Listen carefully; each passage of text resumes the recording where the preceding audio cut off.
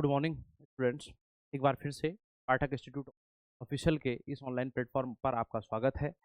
तो उत्तराखंड की जो लेक्चर श्रृंखला हमने शुरू की थी, तो कत्यूरी डायनेस्टी के अभी तक हम 3 क्लासेस पढ़ चुके थे। तो आज की जो हमारी क्लास होने वाली है, 3 क्लासेस जो लास्ट हमने पढ़ी थी, उसमें तो हमने 3 परिवारों के बारे में आपको बताया था। तो आज की जो क्लास हमारी होने वाली है, ये चौथी क्लास, जो चौथा पार्ट है कत्यूरी डायनेस्टी का, ये हमारा होगा कि कत्यूरी राजवंश के कौन से प्रमुख अभिलेख हमको उत्तराखंड के विभिन्न स्थानों से प्राप्त होते हैं, कहाँ-कहाँ से ये अभिलेख प्राप्त हुए हैं, और साथ-साथ में हम इस पे बात करेंगे कि कत्यूरी प्रशासन के बारे में, कि कौन-कौन से प्रमुख अधिकारी इनके शासनकाल में होते थे, कैसे-कैसे ये अपना प्रशासन चलाते थे। ठीक है ना? तो आइए शुरू करते हैं। तो सबसे पहले अगर हम बात करें, तो कत्यूरी कत्यूरी राजवंश से संबंधित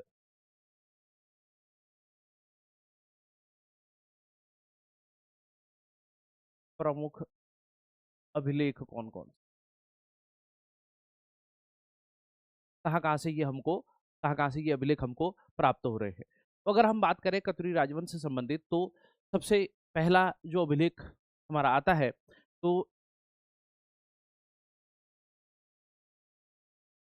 पांडुकेश्वर ताम्रपत्र। ठीक है। अब थोड़ा-सा एक जानकारी मैं आपको यहाँ पर दे दूँ। अभिलेख जो मुख्य रूप से कत्यूरियों के हमको प्राप्त होते हैं, ये ताम्रपत्र हैं, या ताम्र शासन भी कई कई जगह इनको कहा जाता है, क्योंकि ताम्रपत्र और शिलालेखों में एक बेसिक डिफरेंस होता है। ताम्रपत्रों का संबंध अधिकांशतः लैंड ग्रांट करने से होता है। क्यों? क्योंकि इसलिए इसको ये एक कठोर धातु के सरफेस पर लिखते थे, ताकि आने वाले समय में राजा भी परिवर्तित हो जाएं, और या डायनेस्टी परिवर्तन हो जाए, राजा का कोई अगला वंशज आ जाए, तो भी उसके पास सबूत के तौर पर एक वो ग्रांट का क्या रहे। उस आप इसको बहुत आसान भाषा में कहें तो आप समझ लीजिए कि उस समय की रजिस्ट्री है एक प्रकार से, ठीक है ना? तो देखते हैं कि कौन-कौन से अभिलेख इनके हमको प्राप्त हुए। तो सबसे पहले अगर हम बात करें, अगर एक नज़र में मैं स्थान आपको बता दूँ कहाँ-कहाँ से, तो जैसे पांडुकेश्वर से प्राप्त हुआ, ठीक है ना? बागेश्वर से प्राप्त हुए हैं, बागेश्वर से प्राप्त हुए हैं। तीसरा हम बात करें, कंडारा से प्राप्त हुए हैं, ठीक है? और एक चौथा स्थान और आता है, बालेश्वर से भी प्राप्त हुए हैं। कहाँ से? बालेश्वर से भी प्राप्त हुए हैं। तो ये 4 प्रमुख स्थान हैं जहाँ से हमको कत्यूरी डायनेस्टी से संबंधित ताम्रपत्र या अभिलेख प्राप्त होते हैं। तो सबसे पहले हम बात करते हैं किसकी? पांडुकेश्वर ताम्रलेख। तो पांडुकेश्वर ताम्रलेख जो हमारा है, इसमें मुख्य रूप से हमको 3 शासकों का वर्णन या 3 शासकों के संदर्भ में जानकारी इससे हमको प्राप्त होती है। कौन-कौन से वो शासक हैं? एक है ललित सूर्यदेव,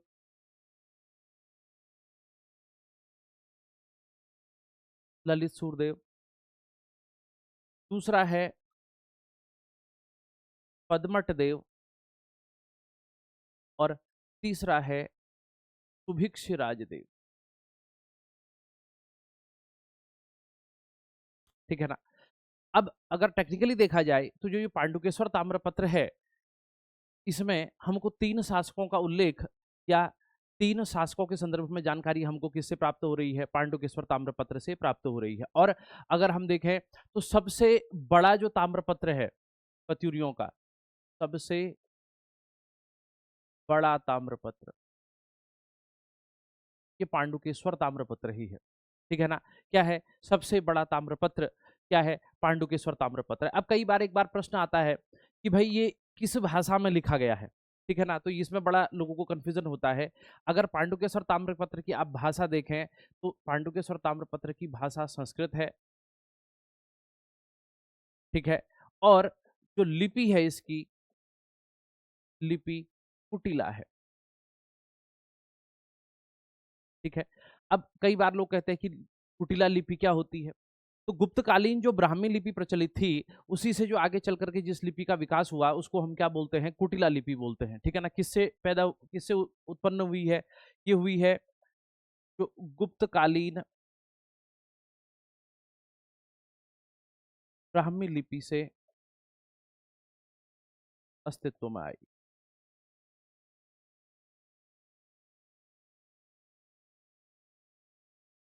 ठीक है?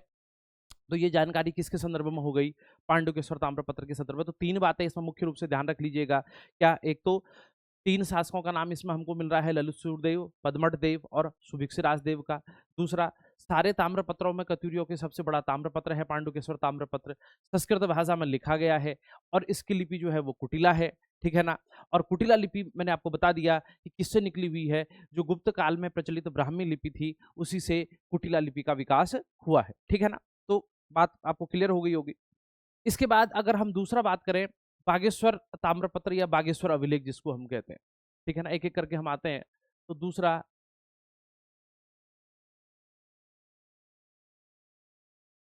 बागेश्वर अभिलेख, मैंने पीछे भी आपको बताया था, बागेश्वर से दो अभिलेख हमको प्राप्त हुए हैं कत्यूरियों के। एक कत्यूरी शासक भूदेव का है और एक कत्यूरी शासक त्रिभुवन राजदेव का है, ठीक है ना। दो अभिलेख हमको यहाँ से प्राप्त हो रहे हैं, एक कत्यूरी शासक भूदेव का और एक कत्यूरी शासक त्रिभुवन राजदेव का। लेकिन एक जानकारी मैं आपको देना चाहूंगा, वर्तमान में ये दोनों अभिलेख अब प्राप्य नहीं है। किसी कारणवश या किसी आपदा में या किसी की अज्ञानता से ये अभिलेख विनष्ट हो चुके हैं। लेकिन ब्रिटिश शासनकाल के दौरान जब कनिंघम ने भारत के सारे अभिलेखों की अकाउंटिंग की, एंसेंट इंस्क्रिप्शंस ऑफ इंडिया करके किताब उन्होंने लिखी, तो उसमें उन्होंने क्या किया, इन अभिलेखों के बारे में उसमें चर्चा की हुई है। तो इससे ये प्रमाणित होता है कि जब उन्होंने इसका अकाउंटिंग किया तो तब कहीं ना कहीं ये अभिलेख क्या अस्तित्व में रहे होंगे। लेकिन आगे चल करके क्या हुआ, इस ये अभिलेख विलुप्त तो हो गए या किसी कारणवश ये नष्ट हो गए। तो बागेश्वर अभिलेख में हमको दो शासकों के अभिलेख यहाँ से हमको प्राप्त हुए हैं, एक भूदेव का प्राप्त हुआ है और एक त्रिभुवन राजदेव का प्राप्त हुआ है। तो इसकी चर्चा भी डिटेल में हम पिछली क्लासों में कर चुके हैं, तो केवल यहाँ पर मैं आपको नाम के हिसाब से बता रहा हूँ। तीसरा, एक अगला जो ताम्रपत्र हमको प्राप्त हुआ है, यह है कंडारा ताम्रपत्र, ठीक है। कंडारा ताम्रपत्र, अब कंडारा प्लेस कहाँ है, कंडारा जो पड़ता है ये पड़ता है रुद्रप्रयाग डिस्ट्रिक्ट। कहाँ पड़ता है, रुद्रप्रयाग डिस्ट्रिक्ट में। तो पहला वाला जो मैंने आपको बताया था पांडुकेश्वर, ये चमोली डिस्ट्रिक्ट में है, ध्यान रखिएगा। बद्रीनाथ मार्ग पर जोशीमठ से आगे चमोली जनपद में ये आता है, ठीक है ना। तो कंडारा, अब देखिए मूल रूप से तो ये कंडारा जो ताम्रपत्र हमको प्राप्त हुआ है, ये भी मूल रूप से पांडुकेश्वर में ही था। लेकिन किसी, अब जो किताबों में मैंने अकाउंट्स में पढ़ा वो ये पढ़ा कि किसी राजस्व कर्मचारी द्वारा इसको अपने घर में छुपा दिया गया था। तो आगे चल करके जो हमारे उत्तराखंड के प्रसिद्ध इतिहासकार हैं डॉक्टर यशवंत सिंह कठौज, ठीक है ना, डॉक्टर यशवंत सिंह कठौज, तो यशवंत सिंह कठौज साहब ने ये कंडारा जाकर के इसकी खोज की। तो कंडारा से इन्होंने खोजा इसको।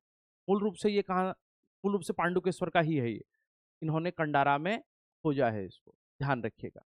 तो कंडारा ताम्रपत्र में, तो इसमें भी उल्लेख किसका, इसमें एक शासक का उल्लेख हमको प्राप्त हो रहा है, ये कौन है, ललित सूर। कौन है, ललित सूर। तो कंडारा ताम्रपत्र से हमको किसकी जानकारी प्राप्त हो रही है, कंडारा ताम्रपत्र से भी हमको कत्यूरी शासक ललित सूरदेव की जानकारी प्राप्त हो रही है। तो इस बात को ध्यान में रखेंगे। अब अगला अगला जो एक ताम्रपत्र हमको प्राप्त हुआ है जिसको हम कहते हैं बालेश्वर का ताम्रपत्र। चौथा,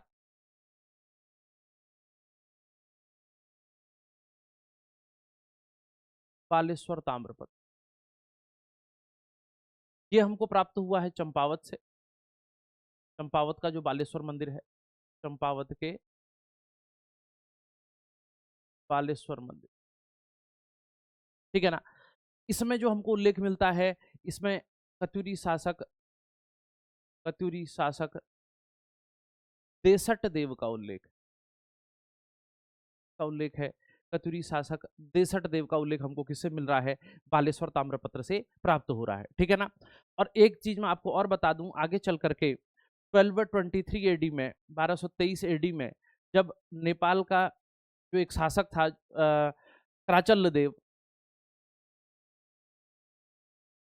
क्राचल्ल देव, तो क्राचल्ल देव ने भी इसमें एक साइड पर अपना नाम उत्कीर्ण करवाया है। तो क्राचल्ल देव ने अपने आप को यहाँ पर परम सौगत कहा है। तो किसमें, क्राचल्ल देव का भी उल्लेख मिलता है हमको किसमें, बालेश्वर ताम्रपत्र में। लेकिन ये बहुत बाद में इसका उल्लेख हुआ है। तो 1223 एडी में जब इसने उत्तराखंड पर आक्रमण किया है, तो उस समय का ये उल्लेख हमको मिलता है। तो ये चार पांच प्रमुख इनके अभिलेख मुख्य, अगर देखो इसमें क्या है, एक बात आप ध्यान रखिएगा, जैसे जो पांडुकेश्वर ताम्रपत्र हैं, तो पांडुकेश्वर ताम्रपत्र इसको हमने एक में पढ़ लिया है, लेकिन दो तीन ऐसे ताम्रपत्र इसके प्राप्त हुए। तो अगर हम टोटल अभिलेखों की अकाउंटिंग करें कत्यूरियों की, तो कत्यूरियों के टोटल अभिलेख जो हमको कुल अभिलेख इनके प्राप्त हुए हैं, कुल अभिलेख जो इनके हमको अभी तक प्राप्त हुए हैं, तो ये 9 अभिलेख प्राप्त हुए हैं। ध्यान रखिएगा, बड़ा इंपॉर्टेंट है ये। कुल कितने?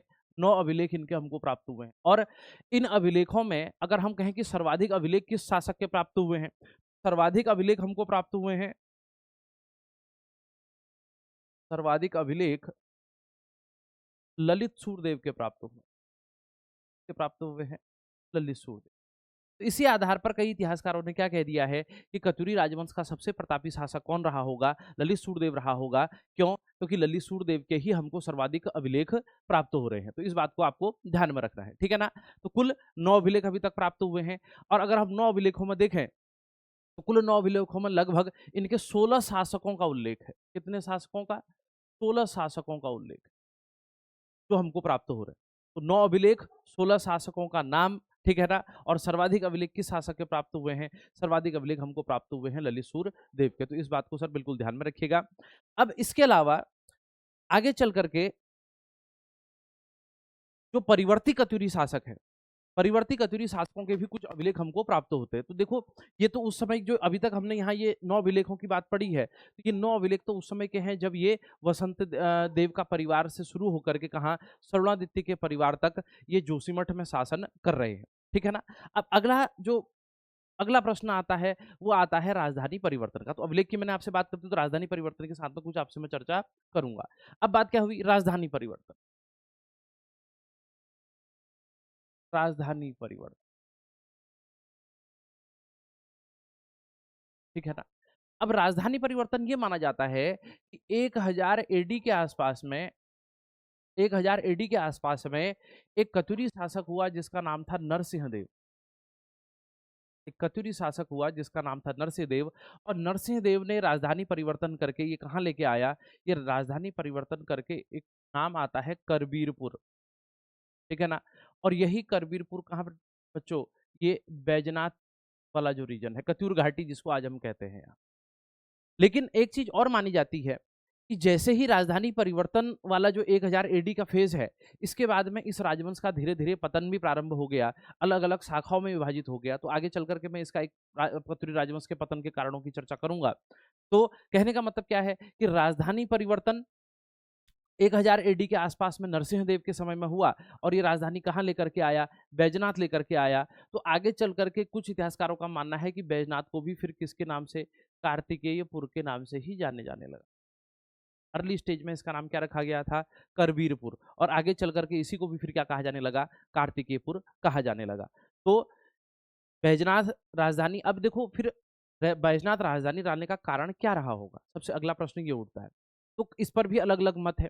तो जैसे एटकिंसन ने अपने जो हिमालयन गजेटियर लिखी, तो एटकिंसन ने जो मत इसमें लिखा है, तो एटकिंसन का मत तो लगभग वही है जो यहाँ की जागर गाथाओं में प्रचलित है, ठीक है ना? तो किंवदंती पर आधारित जिसको हम कहते हैं, किंवदंती पर आधारित, ठीक है ना? एटकिंसन ने क्या लिखा? कहानी वर्णित है कि जिस समय जोशीमठ के अंदर ये नरसिंह देव रूल कर रहा है, तो नरसिंह देव के रूल करने के समय क्या हुआ?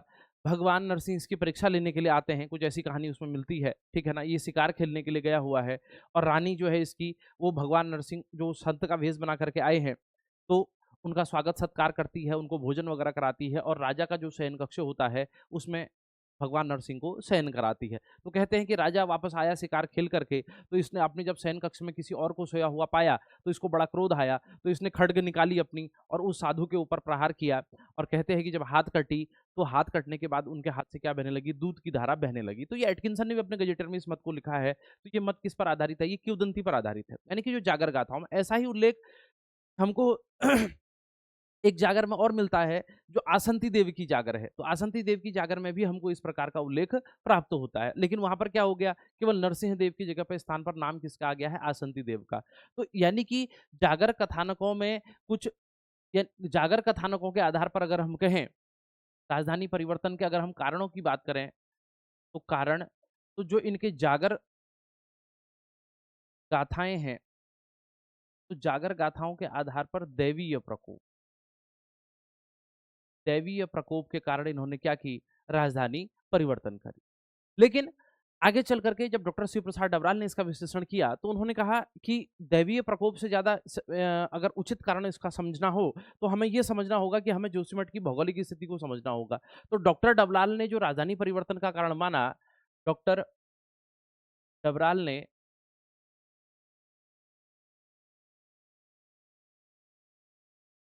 जो राजधानी परिवर्तन का कारण माना बच्चों, वो किस चीज को माना? ये कह रहे हैं कि भौगोलिक कारण था मुख्य रूप से।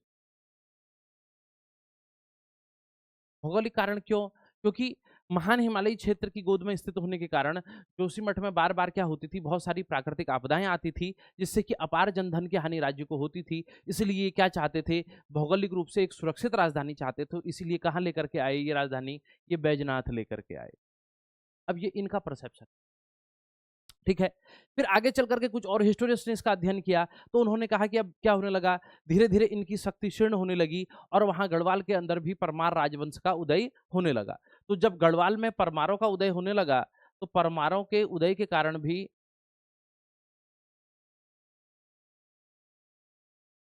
इनकी शक्ति क्षीण हुई होगी। और इनकी जब शक्ति क्षीण होने लगी तो ये क्या, इन्होंने राजधानी परिवर्तन का निर्णय लिया। तो क्या हो गया, एक जागर गाथाओं के आधार पर देखें तो जागर क्या कह रही हैं, दैवीय प्रकोप पहला कारण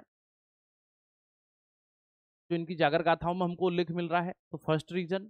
दूसरा, अगर डॉक्टर डबराल के आधार पर देखें तो दूसरा रीजन क्या है, भौगोलिक कारण, क्योंकि जोशीमठ उतना भौगोलिक रूप से सुरक्षित क्षेत्र नहीं था, हिमस्खलन, वहां पर लैंडस्लाइड।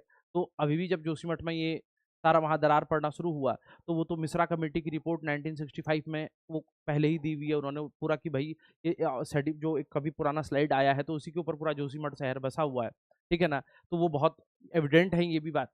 और तीसरा क्या, एक कारण ये भी रहा होगा कि उस समय वहां परिमार परमार शासकों का उदय होने लग गया गढ़वाल के अंदर। तो धीरे धीरे जब परमार शासकों का उदय हुआ तो इसके कारण इनकी शक्ति क्षीण होने लगी, तो इनको अपनी राजधानी को कहीं और स्थापित करने के लिए विवश होना पड़ा, ठीक है ना।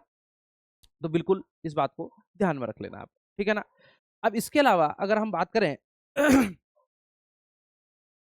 जब परिवर्ती कतुरी शासक आए तो परिवर्ती कतुरी शासकों में कुछ अभिलेख हमको और प्राप्त हुए हैं। जैसे कुछ अभिलेख हमको बैजनाथ से भी प्राप्त हुए, इनकी चर्चा मैं आगे करूंगा। बैजनाथ से भी कुछ अभिलेख हमको प्राप्त हुए हैं। इसके अलावा कुछ सॉरी कुलसारी का एक मूर्ति लेख है। कुलसारी के मूर्ति लेख में जैसे एक हमको जतपाल देव का उल्लेख मिलता है, ठीक है ना। तो ध्यान रख लेना, कहीं अगर पूछ ले, एक कुलसारी का मूर्ति लेख है, कुलसारी मूर्ति लेख। अब इसमें एक शासक का नाम हमको मिल रहा है जिसका नाम है जतपाल देव। क्या नाम है, जतपाल देव। अब कुछ इतिहासकार मानते हैं कि ये भी एक कत्यूरी शासक, ठीक है। तो जतपाल देव भी क्या रहा होगा, एक कोई कत्यूरी शासक रहा होगा, लेकिन इसके संदर्भ में और कोई डिटेल नहीं है, केवल कुलसारी के मूर्ति लेख में ही इसका नाम आया हुआ है। तो कहीं पूछ ले तो ध्यान रखिएगा, एग्जाम के हिसाब से, कहीं प्रीलिम्स वगैरह के हिसाब से भी ये महत्वपूर्ण हो जाता है। प्रीलिम्स हो क्योंकि ट्रिपल एससी का कोई एग्जाम देना हो तो उसमें आपको ये महत्वपूर्ण जानकारी इससे प्राप्त हो जाएगी। तो कुलसारी मूर्ति लेख का संबंध किससे है, कत्यूरी शासक जतपाल देव से है, ठीक है ना। तो समझता हूँ ये बात आपको क्लियर हो गई होगी, ठीक है। अब आगे बढ़ते हैं। अब अगली बात आती है सर इनके प्रशासन की। प्रशासन का इनका परंपरा क्या थी, प्रशासन कैसे ये लोग चला रहे थे। अगर हम प्रशासन की बात करें तो सबसे पहले अगर हम प्रशासन की जानकारी कैसे प्राप्त होगी, ठीक है। अगले स्लाइड में आते हैं, कत्यूरियों का प्रशासन, एडमिनिस्ट्रेशन का मैटर, कैसे एडमिनिस्ट्रेशन चला। तो सबसे पहले की जानकारी का स्रोत क्या है प्रशासन की, जानकारी का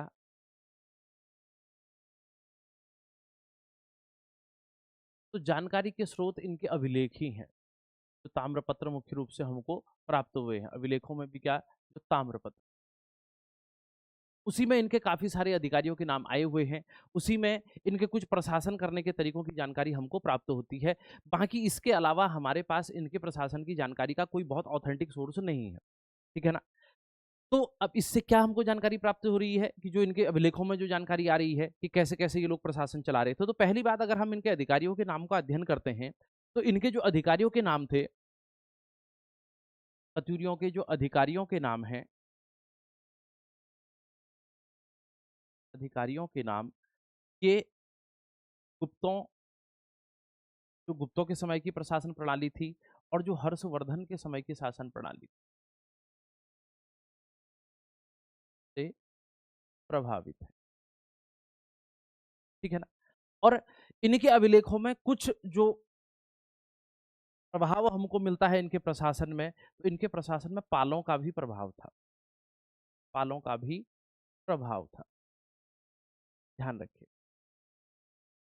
तो अर्ली मिडेवल एज में जो सबसे पहले गुप्त जो शासक हुए, तो गुप्त शासकों के कुछ अधिकारियों से जो मिलते-जुलते नाम हैं वो इनके अभिलेखों में आ रहे हैं। कुछ हर्षवर्धन के समय पर जैसे अधिकारी होते थे उनसे मिलते-जुलते नाम उल्लेख में आ रहे हैं। और जो कुछ पाल शासक हुए, तो पाल शासकों के समय के भी कुछ मिलते-जुलते नाम क्या आ रहे हैं, उल्लेख में आ रहे हैं। ठीक है ना? तो इस बात को आपको ध्यान में रखना है। अब देखो, आगे इससे आगे की कहानी इससे पहले हम कहें, एक बात समझ लेना ज़रूरी है। तो सबसे महत्वपूर्ण बात क्या है? प्रशासन 2 भागों में विभाजित है इनका। एक केंद्रीय प्रशासन अलग है और प्रांतीय प्रशासन अलग है। ठीक है? तो क्या प्रशासन 2 भागों में विभाजित है। प्रशासन 2 भागों में कौन-कौन सा? केंद्रीय प्रशासन अलग है और प्रांतीय प्रशासन अलग है। एक केंद्रीय प्रशासन है और दूसरा क्या है? प्रांतीय प्रशासन है। अब सबसे पहले हम बात करें तो केंद्रीय प्रशासन का सिस्टम क्या था? बात करते हैं पहले केंद्रीय प्रशासन।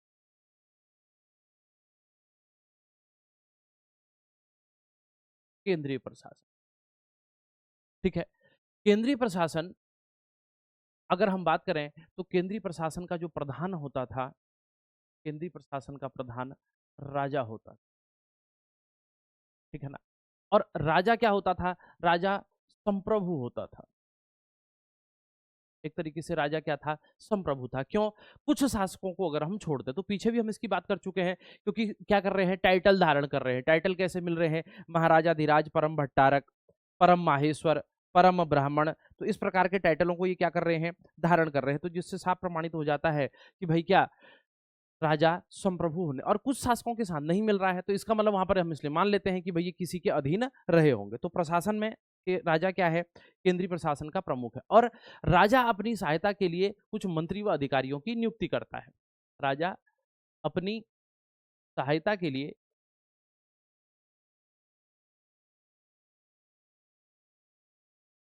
मंत्रियों व अधिकारियों की नियुक्ति करता है।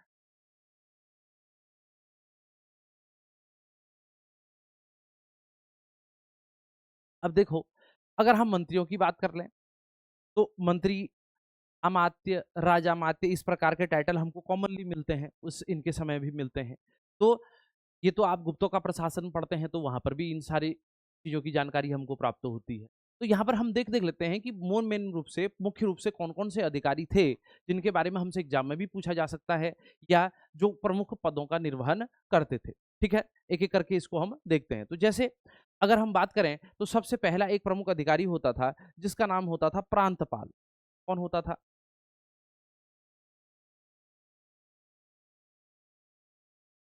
प्रमुख अधिकारी। ठीक है, तो प्रमुख अधिकारियों में पहला एक हमारा अधिकारी है प्रांतपाल। अब प्रांतपाल क्या काम करता है? प्रांतपाल का उल्लेख इनके ताम्रपत्रों में हमको मिल रहा है। तो इससे ये प्रमाणित होता है कि बेसिकली प्रांतपाल को जो नियुक्त किया जाता था वो राज्य की सीमाओं की सुरक्षा के लिए इसको नियुक्त किया जाता था। तो इसका मुख्य काम क्या है? सीमाओं की सुरक्षा करना। प्रांतपाल का काम क्या है? ये राज्य की सीमाओं की सुरक्षा करने के लिए एक तरीके से कह लीजिए, ये एक तरीके से डिफेंस से रिलेटेड ऑफिसर है। ठीक है ना? दूसरा, इसके बाद अगर हम बात करते हैं तो एक शासक का नाम, एक सॉरी, एक हमको और पद मिलता है जिसको हम कहते हैं घट्टपाल। अब इसको तो आप शब्द से समझ लीजिए। तो घट, घट शब्द बना है घाटे से। घाटा या घाटा, घाटे। तो घाटा किसको कहते थे? दर्रा। ठीक है, तो पहाड़ी प्रवेश द्वारों की सुरक्षा का कार्य होता था इसके पास। पहाड़ी प्रवेश द्वारों की सुरक्षा का कार्य करता था।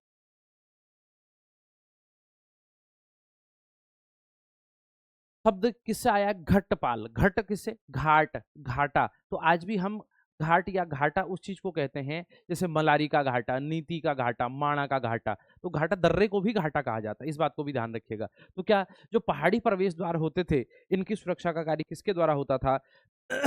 घट्टपाल के द्वारा किया जाता था, ठीक है ना। अब इसके बाद एक और होता था जिसका नाम था वर्मपाल। तीसरा एक अधिकारी होता था, का नाम था वर्मपाल। वर्मपाल का काम क्या था? वर्मपाल का मुख्य काम था, जो सीमांत मार्ग होते थे इनकी रक्षा का कार्य करता था। ये सीमांत मार्गों की रक्षा का कार्य, ठीक है ना। अब आप कहोगे तो सीमांत मार्ग कौन से होते थे?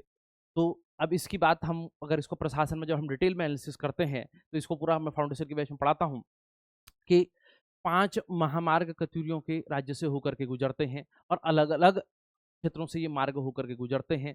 तो उन मार्गों पर जो सीमा दूसरे राज्य की सीमाओं से लगने वाले क्षेत्र जहाँ पर होते हैं, तो वहाँ पर भी सुरक्षा के कार्य के लिए एक अधिकारी नियुक्त होता है। इसके और इसके रोल में थोड़ा-सा डिफरेंस है। ये तो एक तरीके का डिफेंस ऑफिसर है। ये क्या है? ये सीमांत मार्गों की सुरक्षा का कार्य करता है। ठीक है ना?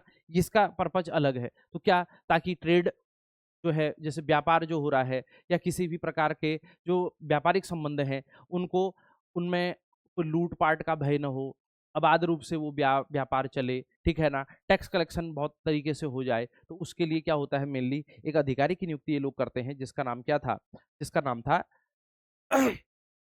वर्मपाल, ठीक है ना? अब अगला एक आधिकारिक था, चौथा चौथा अधिकारी, इसका नाम होता था दुसाध्य साधनिक। ये बड़ा महत्वपूर्ण, साध्य साधनिक। दुसाध्य साधनिक कौन है? ये गुप्तचर विभाग का प्रधान होता था। कौन होता था? गुप्तचर विभाग का प्रधान हो।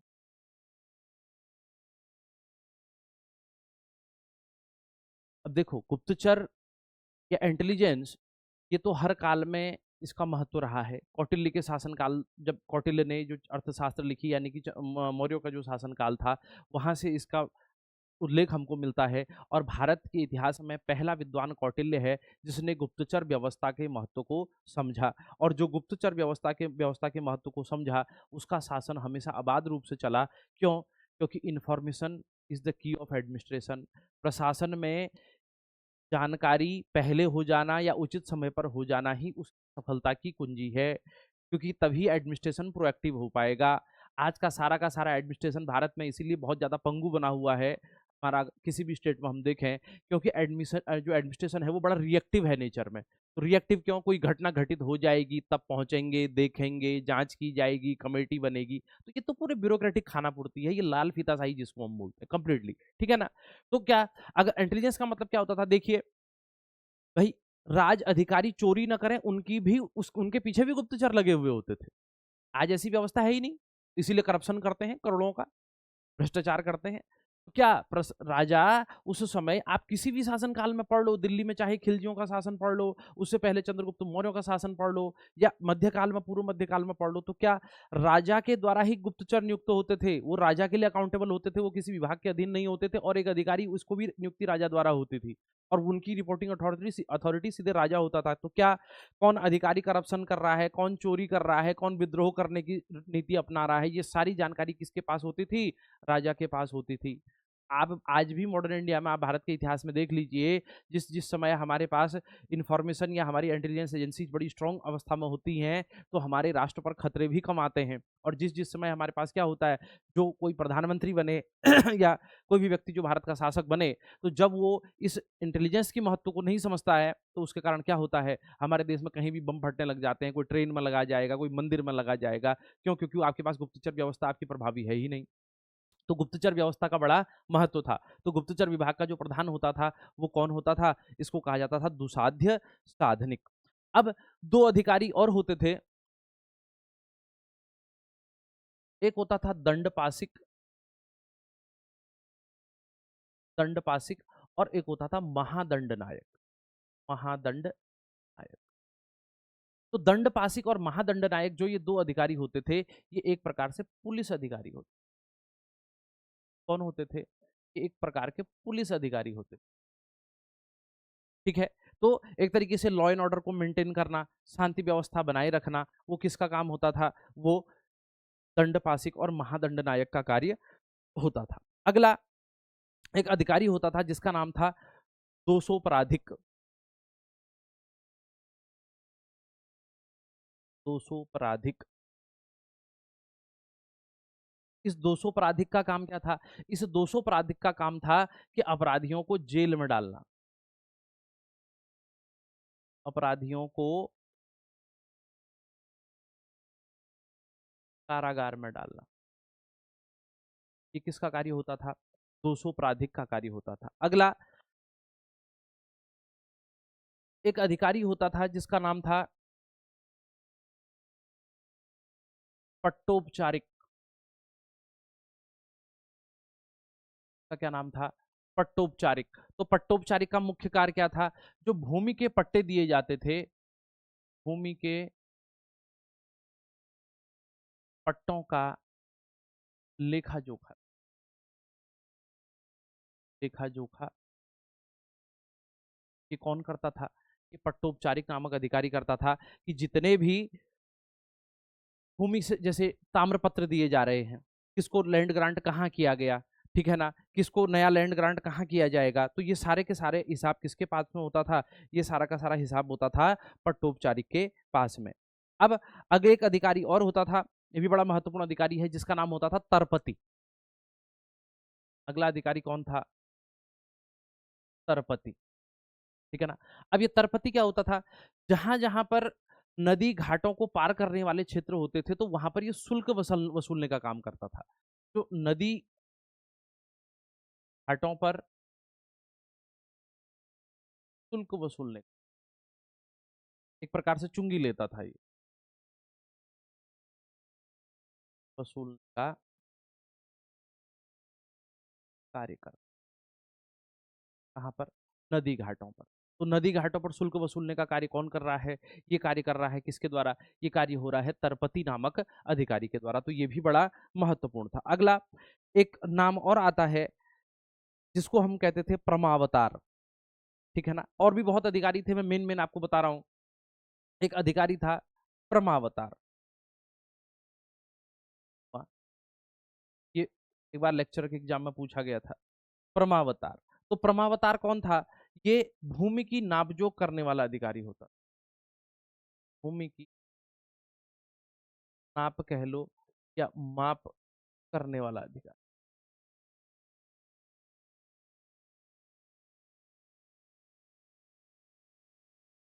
ठीक है ना। तो भूमि की मापजोक करने वाला अधिकारी कौन होता था? इसका नाम होता था प्रमावतार। अब कहीं कहीं पर कुछ किताब वालों ने इसको प्रभावतार लिख दिया है। प्रभावतार कोई शब्द नहीं है। जो मेन ऑथेंटिक लिस्ट है उसमें हम क्या, प्रमावतार नाम ही हमको मिलता है। ठीक है ना। इसी के साथ साथ मैं आपको एक चीज में और बता दे रहा हूं। देखो, जो प्रमावतार है तो भूमि से संबंधित है। किससे संबंधित है? भूमि से संबंधित है। अब भूमि की जब बात करते हैं तो यहाँ पर एक बात समझने वाली बड़ी इंपॉर्टेंट है। जो भूमि है, ये भूमि से प्राप्त होने वाला भू राजस्व ही राज्य की आय का प्रमुख साधन होता था। राज्य की आय का सबसे अगर बड़ा हम साधन देखें कि राज्य को सर्वाधिक आय कहाँ से प्राप्त हो रही है, तो वो कहाँ से प्राप्त होती थी? राज्य को भूमि से प्राप्त होती थी। ठीक है ना। जो भूमि से भू राजस्व राज्य को मिलेगा। तो इसके लिए अब दो अधिकारी और अपॉइंट होते थे जो दो कर वसूल करते थे, भोग और शुल्क। ठीक है ना। तो एक कौन हो जाता था? भौगिक। भौगिक तो ये क्या करता था? भोग नामक कर वसूल करता था। भोग नामक कर वसूल करता था। और एक हो जाता था सौल्किक। क्या ना करता था? ये शुल्क नामक कर वसूल।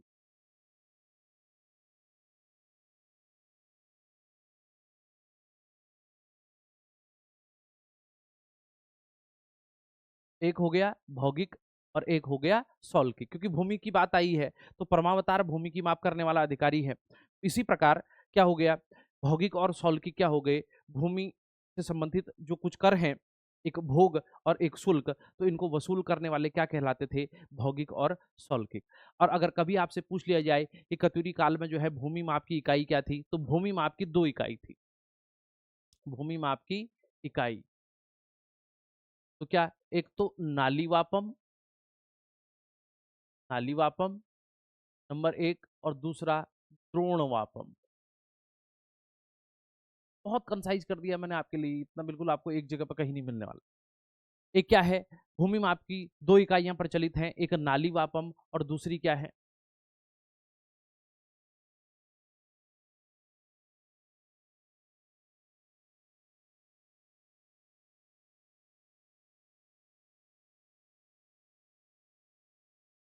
इकाई, एक नालीवापम और दूसरा द्रोणवापम। तो भूमि मापने की इकाइयां हैं।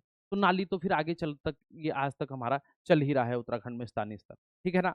और अब कुछ भूमि ऐसी भी होती थी कि जो धार्मिक पर्पज से या किसी को ग्रांट कर दी जाती थी धार्मिक पर्पज से या ब्राह्मणों को, ऐसी भूमि कहलाती थी अग्रहार। और अग्रहार भूमि हमेशा कर मुक्त होती थी, ठीक है ना? इससे कोई टैक्स नहीं ले सकते थे, तो अग्रहार भूमि को हमेशा कर मुक्त रखा गया था। तो ये तो उत्तराखंड ही नहीं, अगर इतिहास आपने पढ़ा होगा गुप्तों का प्रशासन वगैरह, तो उसमें जानकारी प्राप्त हो जाती है। तो इसकी बहुत डिटेल में ज्यादा नहीं यहाँ पर दे पाऊंगा, लेकिन इतने प्रमुख प्रमुख चीजें जो मैंने आपको थोड़ा बहुत पढ़ के आपका काम चल जाएगा, जिसमें वो सारी जानकारी आपको मैंने बता दी है, ठीक है ना?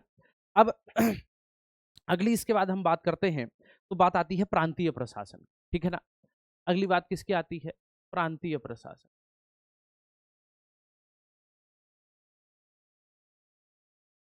अब जो सीधे मैं एक फ्लो चार्ट जैसा बनाता हूं, इससे आपको समझाता हूं।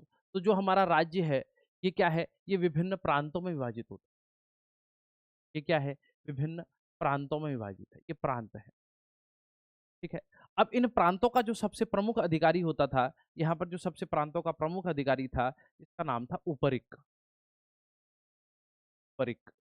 और कहीं-कहीं पर इसका उल्लेख प्रांतपति नाम से भी आता है, लेकिन मेनली ज़्यादा इसको क्या कहा जाता था? उपरिक ही कहा जाता था। अगर आपसे पूछा लिया जाए एग्ज़ाम में, तो आप इसके लिए क्या करिएगा? उपरिक ही कीजिएगा। गुप्त काल में इसको प्रांतपति भी कहते हैं, ठीक है ना? और जो ये उपरिक होता था, इस उपरिक के अधीन कुछ आयुक्त होते थे। उपरिक के अधीन क्या होते थे? आयुक्त होते थे। तो ये प्रांतों का प्रशासन उपरिक कैसे चलाता था? ये आयुक्तों के माध्यम से चलाता था। तो कभी-कभी प्रांतों में क्या होता था, जो राजा के उत्तराधिकारी या युवराज, इनकी भी नियुक्ति हो जाती थी, ठीक है ना? यहाँ पर क्या, जो युवराज या को कई जगह रजबार भी कहा गया है, तो राज दरबार का जो होगा, कई जगह इसी को रैका भी कह देते थे। जैसे सिरा और डोटी क्षेत्र में मेनली रैका कहा जाता था। तो रैका मतलब राजान्यक, राजा का प्रतिनिधि वहां पर। तो प्रांतों में कभी कभार क्या होते थे, राजा के प्रतिनिधि भी नियुक्त होते थे। तो राजा का प्रतिनिधि जो नियुक्त होता था, अब राजा के परिवार का है, तो वहां पर या तो जो होने वाला राजा का सबसे बड़ा पुत्र है, जो आगे होने वाले समय पर महाराज बनेगा, तो तब इसको युवराज कह देते हैं। और या तो क्या, रजवार भी इसको कह देते हैं। तो रजवार शब्द का मतलब भी क्या होता है? राजपुत्र ही होता है। या इसको रैका भी कहते थे। और आगे मध्यकाल में चल करके हम देखते हैं, इनके लिए जो है कुंवर, लला, गुसाई, बहुत इस प्रकार के शब्दों का प्रयोग होता था। तो कुंवर शब्द भी इसी को इंडिकेट करता था। तो प्रांतों का प्रमुख अधिकारी कौन है? उपरिक। और इसके अधीन कौन है? बहुत सारे आयुक्त होते हैं, जो कि प्रांतीय प्रशासन की देखरेख करते हैं। और प्रांतों को कुछ स्थानों पर प्रांत के लिए एक शब्द का और उल्लेख हमको मिलता है, प्रांतों को भुक्ति भी कहा जाता था। प्रांतों को भुक्ति भी कहा जाता था।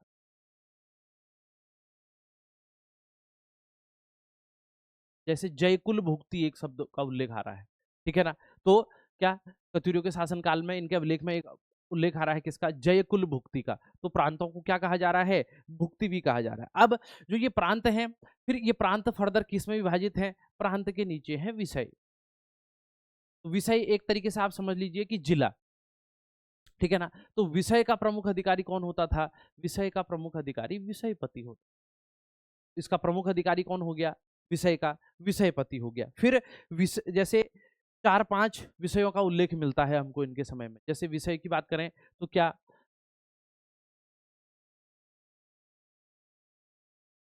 कंकणपुर विषय का उल्लेख मिलता है। एक अंतराग विषय का उल्लेख मिलता है इनके अभिलेखों में। अंतराग विषय। एक उल्लेख मिलता है ऐसाल विषय,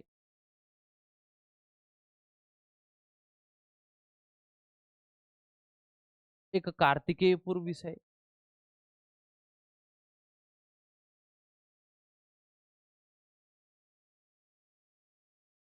ठीक है ना। ऐसे ही एक सुभिक्षपुर विषय है। इनकी अब लोकेशन कहाँ कहाँ थी, तो इनकी लोकेशन बेसिकली अब जब हम को डिटेल में पढ़ते हैं, अलग अलग स्थानों पर इनकी लोकेशन है। तो आज तो अब ऐसे आप कहाँ अनुमान लगाएंगे कि उत्तराखंड में कहाँ पर है ये, तो बेसिकली यहाँ पर इतना डिटेल में इसका नहीं दे पाऊंगा, लेकिन जब हम फाउंडेशन के क्लास में इसको पूरा पढ़ते हैं डिटेल में, तो वहां पर हम क्या, टंकणपुर विषय की लोकेशन क्या थी, ऐसाल विषय की लोकेशन क्या थी, अंतराग विषय कहाँ था, ठीक है ना, और ये कार्तिकेयपुर विषय कहाँ से कहाँ तक फैला हुआ था, इसकी पूरी जानकारी हम उसमें प्राप्त करते हैं, ठीक है ना। तो क्या हो गया, सिंपल, सबसे ऊपर राज्य, सबसे ऊपर राज्य, राज्य के नीचे प्रांत, प्रांत के नीचे विषय, समझ लीजिए, ऊपर क्या है, राज्य, राज्य के नीचे प्रांत, प्रांत के नीचे विषय, और विषय के नीचे क्या है, गांव। तो यानी कि प्रशासन की जो सबसे छोटी इकाई थी,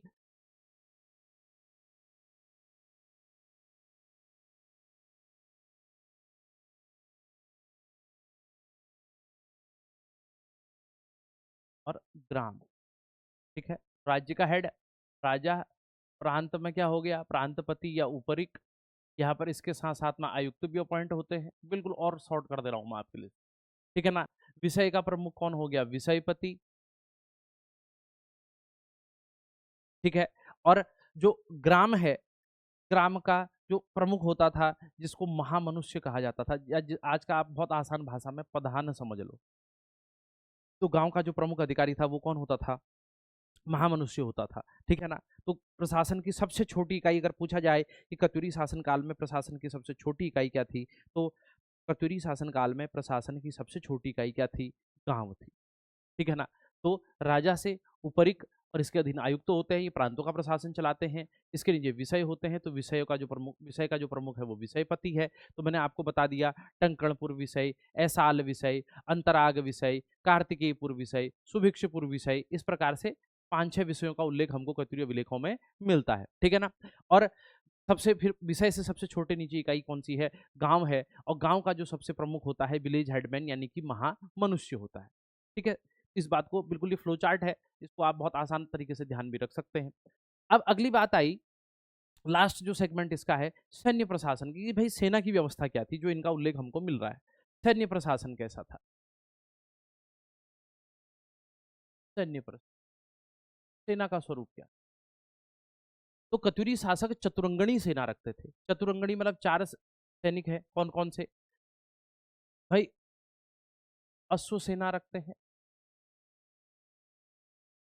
दूसरा हस्ती सेना रखते हैं, हस्ती सेना बोले तो हाथी, तीसरा उष्ट्र सेना रखते हैं, ऊँटों की सेना, और चौथा पैदल सेना होती। अब आप कहोगे सर पहाड़ में शासन चला रहे हैं तो अश्व भी समझ में आता है, लेकिन हाथी और ऊंट, यहाँ पर से इसलिए इतिहासकार कहते हैं कि हाथी और ऊंट, जो हस्ती और उष्ट सेना का प्रयोग था, ये केवल वो जो राज्य उनके मैदानी भाग में इसका प्रयोग होता, केवल मैदानी भाग में ही इसका प्रयोग करता। तो जो मैदानी क्षेत्र में, यानी कि जिस समय उनके राज्य क्षेत्र में रोहिलखंड या बहुत तराई भाबर ये वाला संपूर्ण क्षेत्र रहा होगा, तो वहां मैदानी क्षेत्र में युद्धों के लिए क्या, वो हाथी और उष्ट्र की सेना का प्रयोग भी करते होंगे। तो अश्व सेना का प्रमुख हो जाता था अश्व बलाधिकृत, अश्व बलाधिकृत, इसको कहते थे हस्ती बलाधिकृत,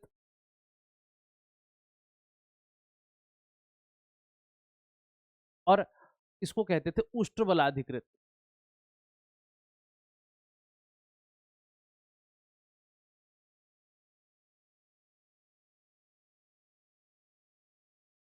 उष्ट्र बलाधिकृत, तो ये तीन, अश्व सेना का प्रमुख अश्व बलाधिकृत, हाथी की सेना का प्रमुख हस्ती बलाधिकृत, उष्ट्र यानी कि ऊंटों की सेना का प्रमुख उष्ट्र बलाधिकृत। अब पैदल सेना के कंटेक्स्ट में ऐसा कोई शब्द इनके अभिलेख में नहीं आया, हाँ, लेकिन जो पैदल सैनिक होते थे, जो पैदल सैनिक होते थे, पैदल सैनिकों को गौलमिक कहा जाता, क्या कहा जाता था, वो गौलमिक कहते थे, पैदल सैनिकों को क्या कहा जाता था? गौलमिक कहा जाता। तो क्या क्या हो गया? अश्वबलाधिकृत, हस्तिबलाधिकृत, उष्टबलाधिकृत, ये तो तीनों के लिए हो गए। पैदल सेना के प्रमुख का कोई उल्लेख नहीं आया है। और लेकिन पैदल सैनिक जो कहलाते थे, इनको क्या कहा जाता था? गौलमिक कहा जाता था। अब इन जो चारों सेनाओं का सर्वोच्च सेनापति होगा, ठीक है ना, चारों सेनाओं का सर्वोच्च सेनापति,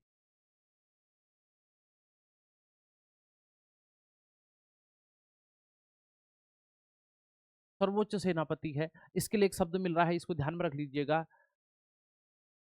हस्त्य पोस्ट बलाधिकृत। बड़ा लंबा नाम है।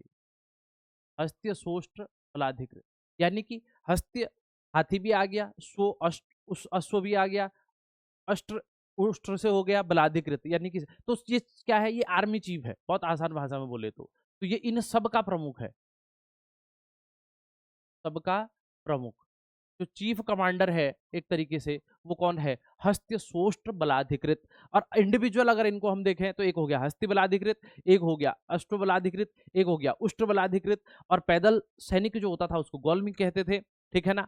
और इन सब सेनाओं का जो प्रमुख, चारों का जो हेड हो गया, उसका नाम हमको क्या मिल रहा है? हस्त्य स्वोष्ट्र बलाधिकृत।